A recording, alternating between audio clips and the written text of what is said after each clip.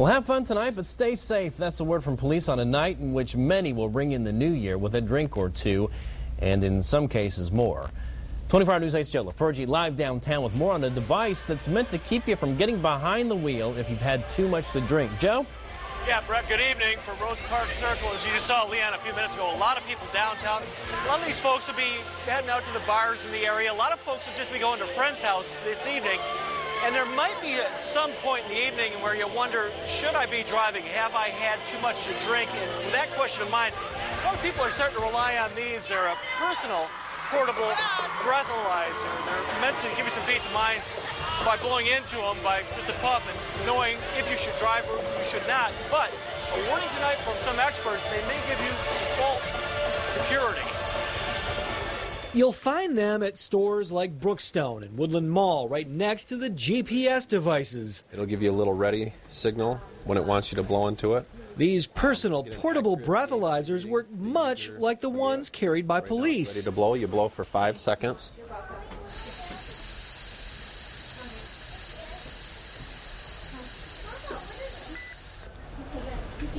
And that gives you the count right there. Get anywhere close to a .08, the legal limit for drivers in Michigan, and you'll want to give someone else your keys. Brookstone has this model for $69.95. We went on the web and found several others ranging in price from $10 up to several hundreds of dollars. According to a recent article in USA Today, sales are up about 500,000 units a year in the U.S. I mean, we all recommend, not to drink and drive, but it's kind of nice to know where your level's at before, But be warned, some experts say they can also give a false sense of security. Am I going to be as safe on the road if I use one of those? I don't think so, Joe. Iowa County Sheriff's Department Sergeant Kevin Allman says there's a difference between the devices you get for your personal use and the device an officer carries, a difference that could put you behind the wheel and over the limit. One big difference is calibration. By law, police check the accuracy of their devices once a month and recalibrate them if necessary. Most off-the-shelf styles warn they need to be recalibrated, but most buyers probably won't read the small print. And the units don't have to be off by much to get you in trouble. It might be wrong and you're actually higher where we would arrest you. And even if they are correct, it may not make a difference if you're pulled over. If we can show that your consumption of alcohol has affected your safe ability to drive a vehicle, then we can still arrest you if you have the bad driving, the weaving, the swerving, the running of a stop sign, speeding. The best advice... hands down, best advice, get a designated driver or don't indulge.